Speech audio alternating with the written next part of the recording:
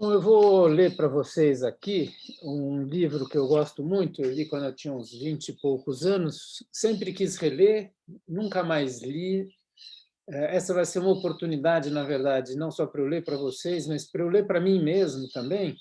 É um autor de que eu gosto muito, o Dino Buzzati. O livro se chama O Deserto dos Tártaros. Essa é a edição que eu vou ler, né? É da Nova Fronteira, de 1984, tradução Aurora Fornoni Bernardini e Homero Freitas de Andrade. É um livro que causou muito impacto a mim. Eu li vários outros do Dino Buzzati, tem traduções, tem um outro que é O Amor, é muito bom também. Esse aqui é um livro um pouco nihilista, né? O Deserto dos Tártaros, simplificando assim, é um tenente que vai designado para um posto avançado, que está na frente de um desertão, e os tártaros têm que chegar e não chegam nunca, e, na verdade, é um pouco uma metáfora para o vazio da existência, simplificando, né? Eu acho que o livro é muito mais complexo do que isso. Eu vou gravar não sei quantas vezes, precisaremos umas 15, eu calculo, mais ou menos, e espero que vocês gostem tanto quanto eu gostei, e espero que eu mesmo goste. A data original de publicação é 1945, portanto, é um livro escrito e publicado no final da Segunda Guerra Mundial. Então, do Dino Buzzati, O Deserto dos Tártaros, capítulo 1. Nomeado oficial, Giovanni Drogo deixou a cidade numa manhã de setembro para alcançar o Forte Bastiani, seu primeiro destino. Pediu que o acordassem de noite ainda e vestiu pela primeira vez o uniforme de tenente. Quando terminou, olhou-se no espelho, à luz de um lampião de querosene, mas sem sentir a alegria que imaginava. Na casa reinava um grande silêncio. Ouviam-se apenas vagos rumores vindos do quarto vizinho. Sua mãe estava se levantando para despedir-se dele. Era aquele o dia esperado há anos, o começo de sua verdadeira vida. Pensava nos míseros dias na academia militar. Lembrou-se das amargas tardes de estudo quando ouvia lá fora, nas ruas, passarem pessoas livres e presumivelmente felizes. Dos serões de inverno nos dormitórios gelados, onde pairava estagnado o pesadelo das punições. Lembrou-se do sofrimento de contar os dias um por um, que pareciam não acabar nunca. Agora, finalmente, era oficial. Não tinha mais de consumir-se sobre os livros, nem de estremecer a voz do sargento. Tudo isso também já havia passado. Todos aqueles dias, que então lhe pareceram odiosos, haviam se consumado para sempre, formando meses e anos que nunca mais se repetiriam. Sim, agora ele era oficial. Teria dinheiro, belas mulheres, quem sabe olhariam para belas mulheres, quem sabe olhariam para ele, mas no fundo, percebeu Giovanni Drogo, o tempo melhor, a primeira juventude, provavelmente acabara. Assim, Drogo fitava o espelho, via um débil sorriso no próprio rosto de quem em vão tentava gostar. Que coisa sem sentido! Por que não conseguia sorrir com a necessária despreocupação enquanto se despedia da mãe? Por que nem mesmo prestava atenção às suas últimas recomendações e mal conseguia perceber o som daquela voz tão familiar e humano? Por que vagava pelo quarto com um nervosismo que não levava a nada, sem conseguir achar o relógio, o chicote, o cap, que, no entanto, se encontravam no lugar de sempre? Não estava certamente indo para a guerra. Dezenas de tenentes como ele, seus velhos companheiros, deixavam àquela mesma hora a casa paterna entre alegres risadas, como se estivessem indo a uma festa. Por que não lhe saíam da boca senão frases genéricas, vazias de sentido, dirigidas à mãe em vez de palavras afetuosas e tranquilizantes? A amargura de deixar pela primeira vez a velha casa, onde nascera para a esperança, os temores que traz consigo qualquer mudança, a comoção de despedir-se da mãe, enchiam-lhe a alma. Mas sobre tudo isso pesava um insistente pensamento que não conseguia identificar, como um vago pressentimento de coisas fatais, como se estivesse para iniciar uma viagem sem retorno. O amigo Francesco Vescovi acompanhou-o a cavalo pelo primeiro trecho da estrada. O tropel dos animais ressoava nas ruas desertas. Alvorecia. A cidade ainda estava imersa no sono. Aqui e ali, nos últimos andares, algumas persianas se abriam, apareciam rostos cansados, olhos apáticos fixavam por um instante o nascimento maravilhoso do sol. Os dois amigos não conversavam. Drogo pensava em como podia ser o Forte Bastiani, mas não conseguia imaginá-lo. Não sabia sequer onde ficava exatamente, nem quanto caminho devia percorrer. Uns haviam lhe dito um dia a cavalo, outros menos. Nenhum daqueles a quem perguntara estivera lá realmente. Às portas da cidade, Vescov pôs-se a falar com vivacidade nas coisas de sempre, como se Drogo estivesse saindo para passear. Depois, a certa altura, está vendo aquele morro coberto de relva? Sim, aquele mesmo. Está vendo em cima uma construção? Dizia. Já é um pedaço do forte, um reduto avançado. Passei por ali há 2 anos, lembro-me, com um tio meu para ir caçar. Já haviam saído da cidade. Começavam os campos de milho, os prados, os vermelhos bosques outonais. Pela estrada branca batida de sol, avançavam os dois, lado a lado. Giovanni e Francesco eram amigos, tinham vivido juntos por longos anos, com as mesmas paixões, as mesmas amizades. Tinham se visto sempre, todos os dias. Depois, Vescov enriquecera e Drogo tornara-se oficial, e agora sentia como o outro ficara distante. Aquela vida fácil e elegante já não lhe pertencia. Coisas graves e desconhecidas esperavam por ele. Seu cavalo e o de Francesco, parecia-lhe, tinham já um passo diferente, um tropel, o seu, menos leve e vivo, com um fundo de ansiedade e de fadiga, como se também o animal sentisse que a vida estava para mudar. Haviam chegado ao topo de uma subida. Drogo virou-se para trás a fim de olhar a cidade contra a luz. A fumaça matinal erguia-se dos telhados.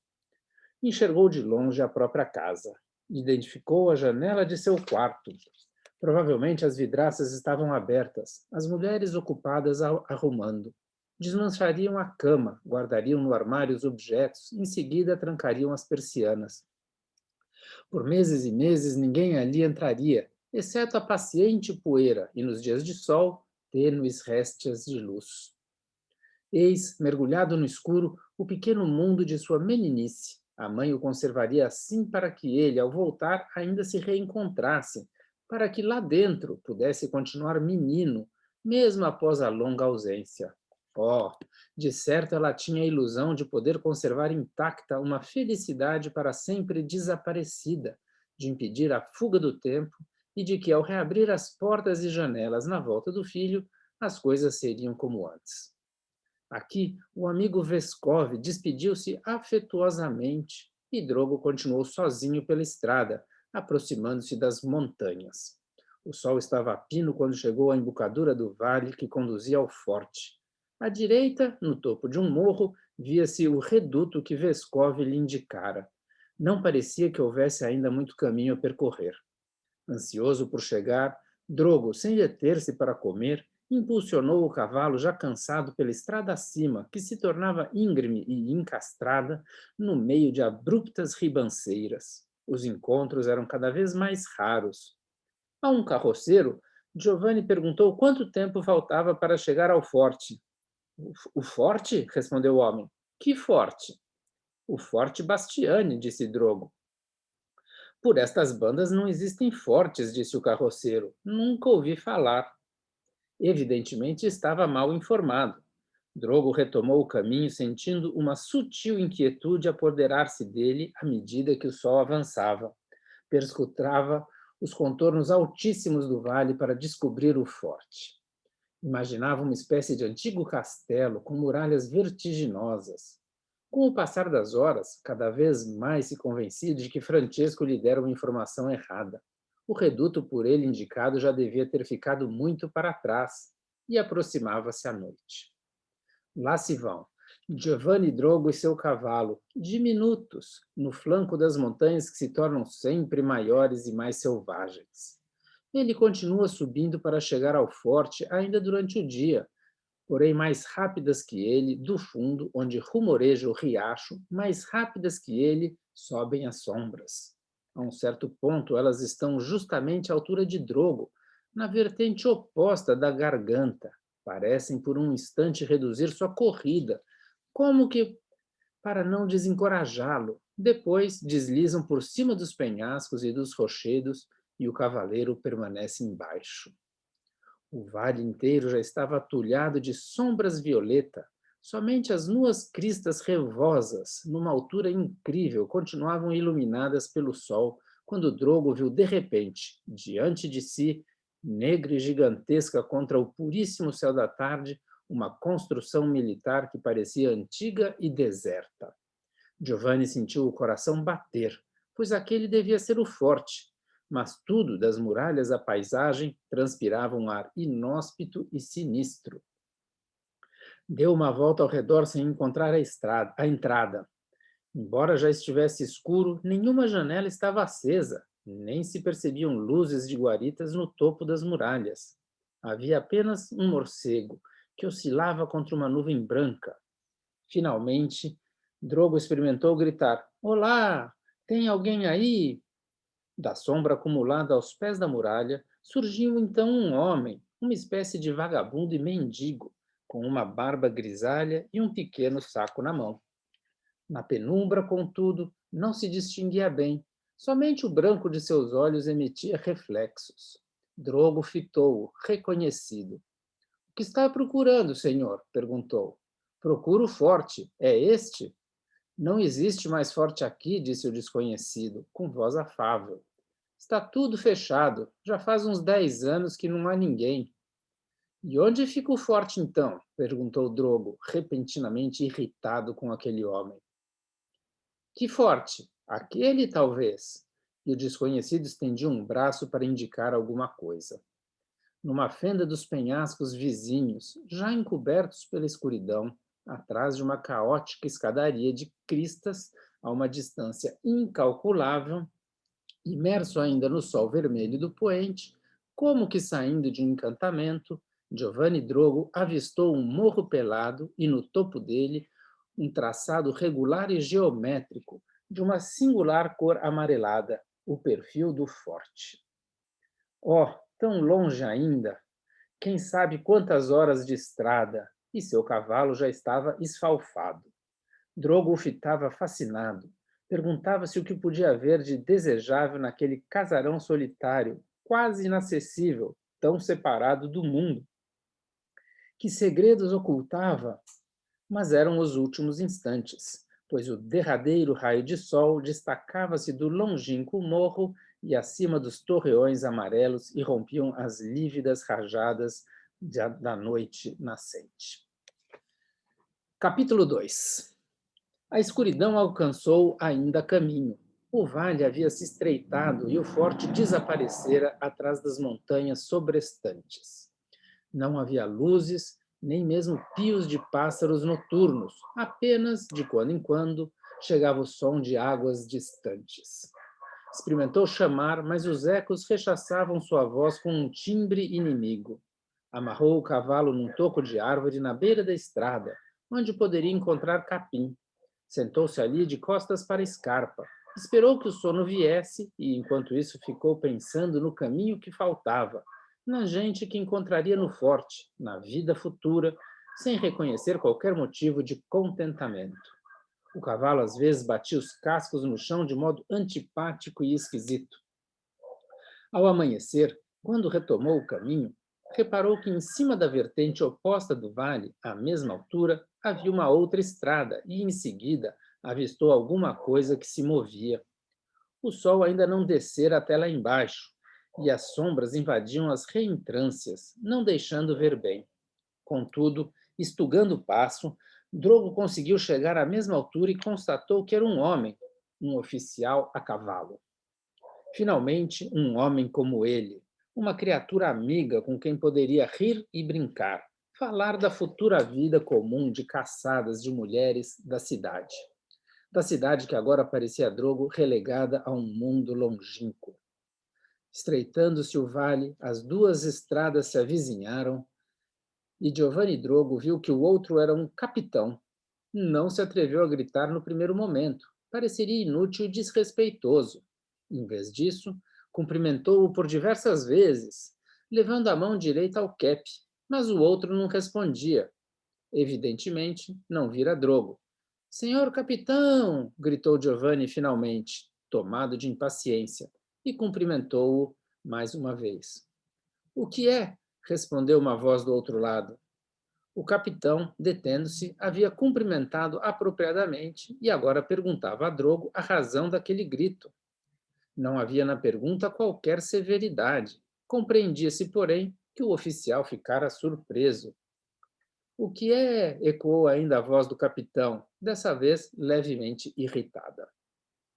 Giovanni parou, pôs as mãos em concha e respondeu a plenos pulmões. Nada! Queria cumprimentar o senhor. Era uma explicação tola, quase ofensiva, pois me permitia pensar numa brincadeira. Drogo arrependeu-se imediatamente. Em que encrenca ridícula ia se metendo.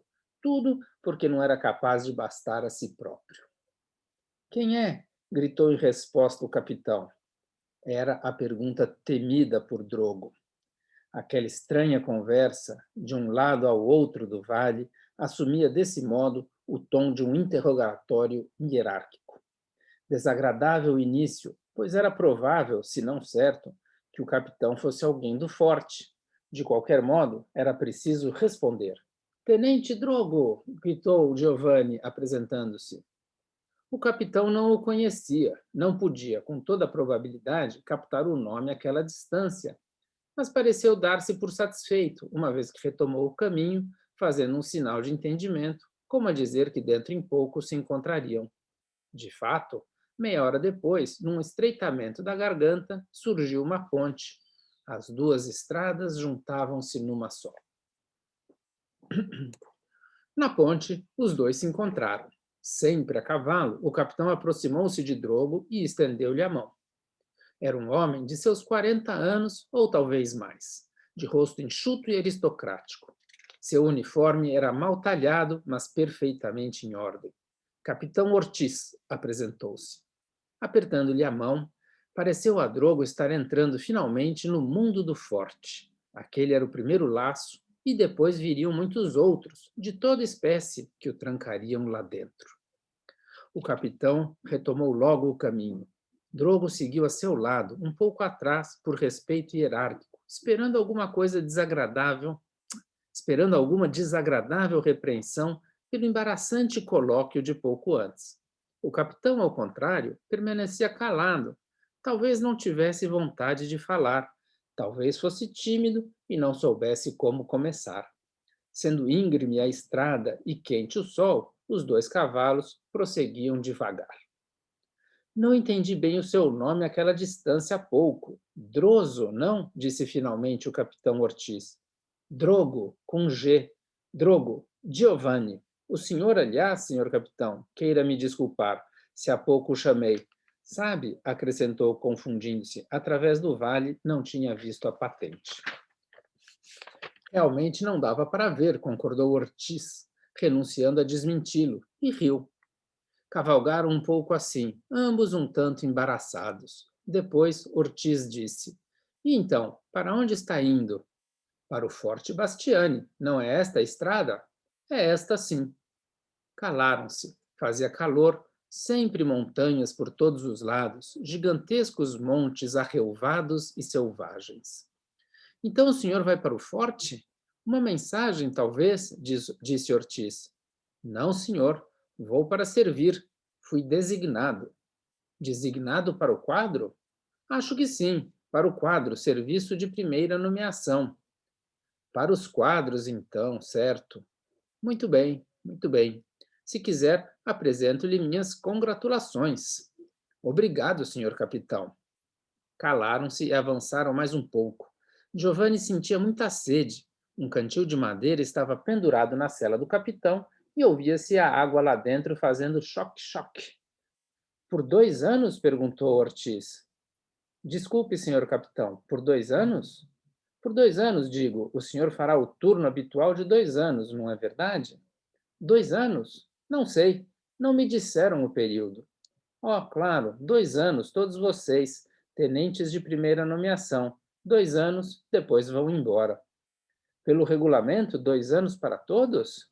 2 anos, claro, para a contagem de tempo valem 4. É exatamente isso que lhes interessa. Senão, ninguém pediria um serviço desses. Pois é, para se fazer carreira rapidamente até o forte, nos adaptamos. Não desculpa, eu li mal. Vou reler. Pois é, para se fazer carreira rapidamente até ao forte nos adaptamos, não é mesmo? Drogo nunca soubera disso, mas não quis fazer o papel de bobo. Esboçou uma frase genérica. É claro que muitos. Ortiz não insistiu. O assunto parecia não lhe interessar. Mas agora que o gelo estava quebrado, Giovanni experimentou perguntar: Mas para todos no forte, o tempo de serviço é contado em dobro? Para todos quem? Queria dizer, para os outros oficiais. Pois é, para todos, Ortiz caçoou. Imagine só, para os subalternos apenas, entende-se. Senão, quem pediria vir aqui? Eu não fiz o pedido, disse Drogo. Não fez um pedido? Não, senhor. Fiquei sabendo só 2 dias atrás que fora designado para o forte. Bom, é estranho realmente. Calaram-se mais uma vez. Cada um parecia pensar em coisas diferentes. Mas Ortiz disse, a menos que... Giovanni reanimou-se. Sim, senhor capitão. Estava dizendo, a menos que não houvesse nenhum outro pedido. E então a sua foi designação de gabinete. Pode ser que sim, senhor capitão. Pois é, deve ser assim realmente. Drogo olhava sobre a poeira da estrada, a sombra nítida dos 2 cavalos, as cabeças fazendo sim, sim a cada passo. Ouvia o quádruplo patear, um ou outro zumbido de mosca e nada mais. Não se via o fim da estrada.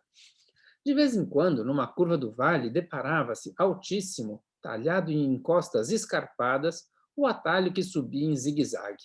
Chegava-se, olhava-se então para cima. Lá estava ainda à frente o caminho, cada vez mais alto.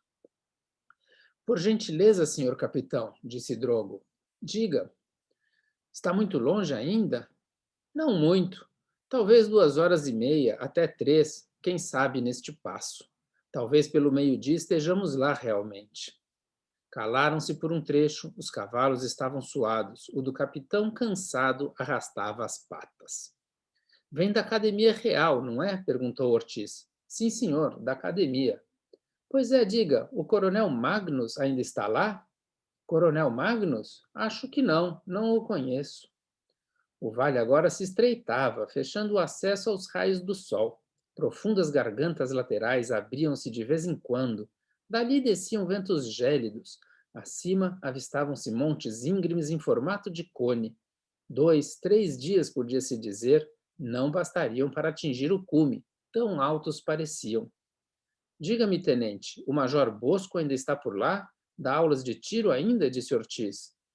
Não, senhor, acho que não. Há o Zimmermann, o major Zimmermann.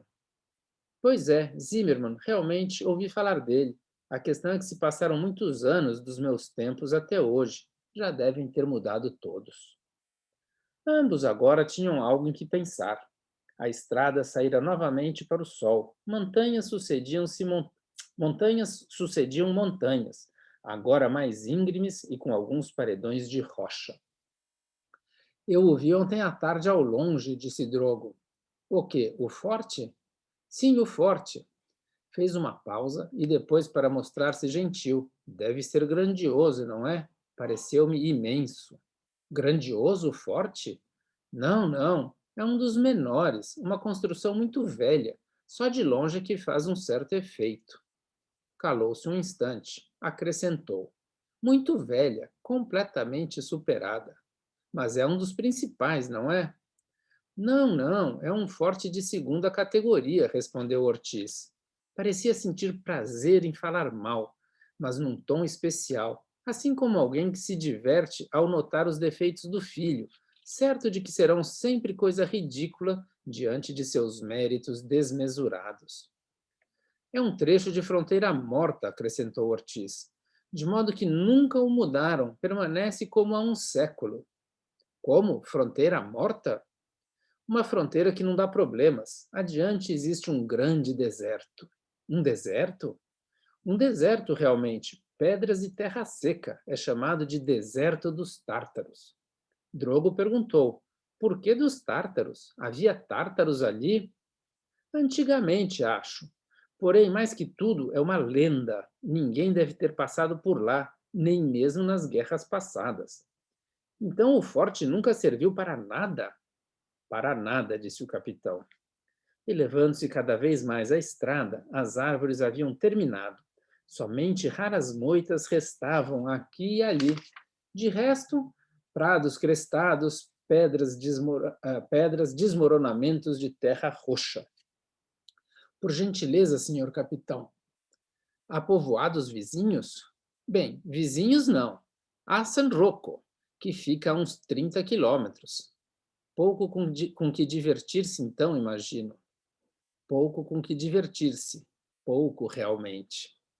O ar tornara-se mais fresco. Os flancos das montanhas arredondavam-se, prenunciando as cristas finais. E não se fica entediado, senhor capitão? Perguntou Giovanni com um tom confidencial, rindo, como a dizer que ele não ligaria para isso. A gente se habitua, respondeu Ortiz, e acrescentou com uma repreensão subentendida.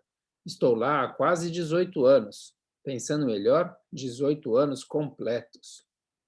18 anos? Disse Giovanni impressionado. 18, respondeu o capitão. Uma revoada de corvos passou rente aos dois oficiais e abismou-se no funil do vale. Corvos, disse o capitão. Giovanni não respondeu. Estava pensando na vida que o aguardava. Sentia-se estranho aquele mundo, aquela solidão, aquelas montanhas. Perguntou: mas dos oficiais que lá vão servir em primeira nomeação, há algum que depois continue? Poucos atualmente, respondeu Ortiz, como que arrependido de ter falado mal do forte, percebendo que o outro exagerava. Quase nenhum, aliás. Agora todos querem um serviço de guarnição brilhante. Antigamente o Forte Bastiani era uma honra, agora parece quase uma punição. Giovanni calou-se, mas o outro insistia. Apesar de tudo, é uma guarnição de fronteira. No geral, há elementos de primeira ordem. Um posto de fronteira é sempre um posto de fronteira, realmente. Drogo continuava calado, com o coração repentinamente oprimido.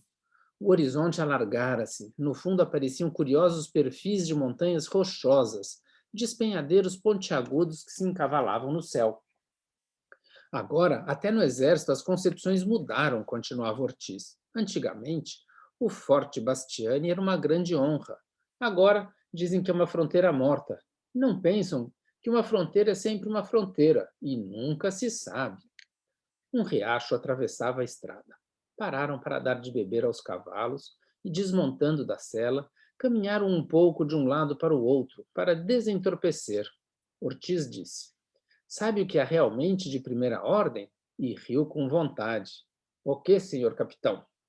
A cozinha. Verá como se come no forte. E isso explica a frequência das inspeções. A cada 15 dias, um general. Drogo riu por cortesia. Não chegava a entender se Ortiz era um idiota, se escondia algo ou se estava conversando assim, à toa. Ótimo, disse Giovanni. Estou com uma fome. Oh, já não falta muito agora. Está vendo aquela corcova com uma mancha de pedregulhos? Então, é bem atrás dela. Retomando o caminho, atrás da corcova com uma mancha de pedregulhos, os dois oficiais desembocaram na borda de uma esplanada em leve subida e o forte surgiu diante deles, a poucas centenas de metros. Parecia realmente pequeno, comparado à visão da tarde anterior. Do forte central, que no fundo se assemelhava a uma caserna com poucas janelas, saíam duas baixas muralhas em ameias que o ligavam aos redutos laterais, dois de cada lado. As muralhas barravam fragilmente todo o desfiladeiro, de uns 500 metros de largura, fechado nos flancos por altos penhascos escarpados. À direita, Exatamente embaixo da parede da montanha, a esplanada enfossava-se numa espécie de cela. Lá passava a antiga estrada do desfiladeiro e terminava de encontro às muralhas.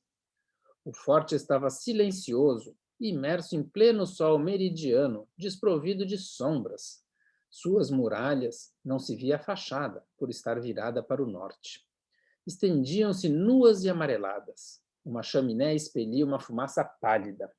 Ao longo de toda a orla do edifício central, das muralhas e dos redutos, viam-se dezenas de sentinelas que, com o fuzil no ombro, caminhavam metodicamente de um lado ao outro, cada uma por um pequeno trecho. Imitando o movimento de um pêndulo, elas escandiam o curso do tempo, sem romper o encanto daquela solidão que parecia infinita. As montanhas, à direita e à esquerda, prolongavam-se a perder de vista em cadeias escarpadas, aparentemente inacessíveis.